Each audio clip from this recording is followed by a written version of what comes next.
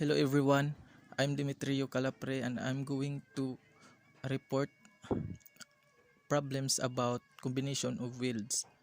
So again, combination of welds is it is two or more of the general types of weld, groove, fillet, plug, and slot are combined in a single joint.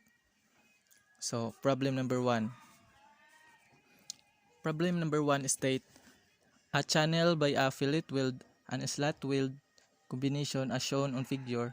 Thickness of web of channel is 13 mm. Assume width of the slot weld to be 22 mm. Weld thickness is 11 mm. Using E70 electrodes, Fu is equal to 485 MPa.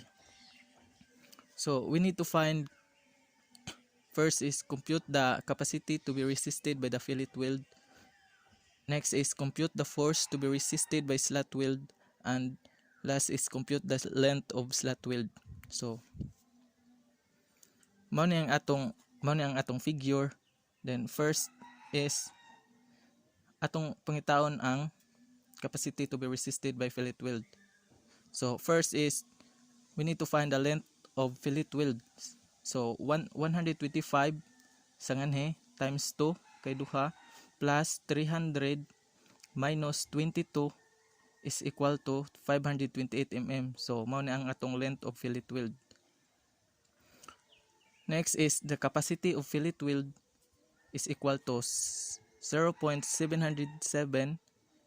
T times length of the fillet weld times 0.3 times Fu. So substitute 0.707 times 11 the thickness and times 528 times 0.3 times 485 is equal to 597.416 Newton. So ang atong capacity of the fillet weld is equal to 597.46 kilonewton. Next na to pangitaon is the force to be resisted by the slot weld. So force to be resisted by slot weld is 750 minus na nato siya sa capacity of the fillet weld minus 597.46 is equal to 152.54 kilonewton. So mao na niya atong force to be resisted by slot weld. Next is ang length of slot weld. So since ang width thickness nato of the channel is 13 mm mas less siya sa 16 mm, so ang atong slot weld TP is equal to 13 mm. Pero og ang kaning atong 13 mm mas greater pa ni siya sa 16 mm, so ang atong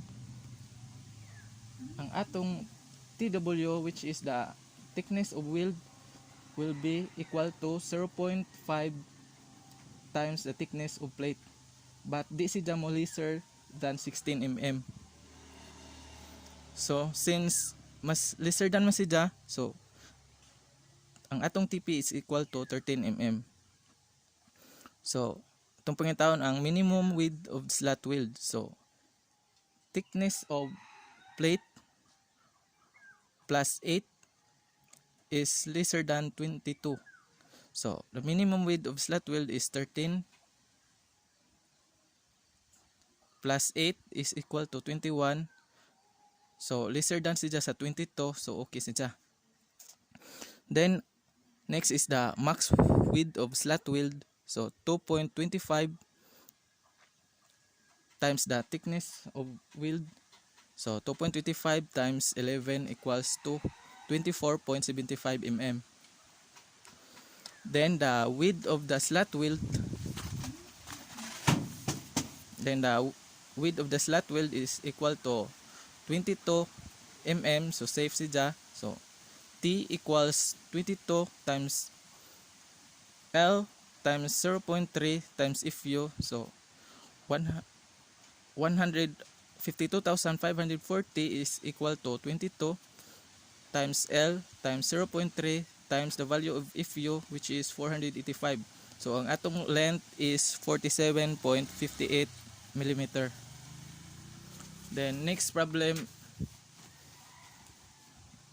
number 2 is state that from the weld of connection shown in the figure, 225 mm times 18 mm plate is welded to a 18 mm gasket plate provided by a fillet weld and a plug weld. An A36 steel is used with the Fy equals 248 MPa. Electrodes used is an E70 with Fu equals 485. So, atong gamiton ang saw process.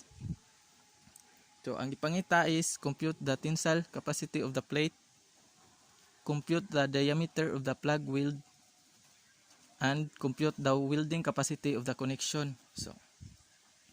So mao ni ang atong figure. Mao ni ang ijang length sa ijang weld tension. Then sa solution is ang first nagipangita is the capacity, tensile capacity of the plate. So T equals 0.60 times Fy times Ag. So T equals 0.60 times the value of Fy, which is 248 times 225 sa diri, then times 18.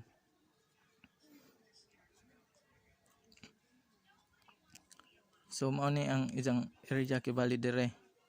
Then T equals 602,640 Newton. So next na gipangita is we need to compute the diameter of the plug weld. So D equals thickness of plate plus 8 mm is lesser than 2.25 T. So the D is equal to 18, which is the thickness of plate, plus 8 mm is lesser than 2.25 times 12, which is the 12 is the thickness. Then diameter is equal to 26 is lesser than 27 mm. So mao na ni ang atong diameter of the plug weld.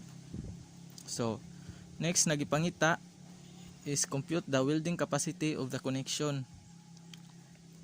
So welding capacity of the connection, since ang atong thickness is 12 mm mas greater than siya sa 10 mm, so mao ni ang atong gamiton. So T equals 0.707 T plus 3 times L times 0.3 times Fu plus pi d squared over 4 times 0.3 times Fu. So T equals 0.707 times 12, which is the T, plus 3, then 125 plus 125. So mo ni dya ang length kibali sa kani welded, then times 0.3 times the value of Fu is 485 plus pi d squared, so ang value sa D na to, diameter is 26, mao ni dire sa diameter 26 over 4 times 0.3 times 485. So the welding capacity of the connection is 494,981 Newton. Thank you.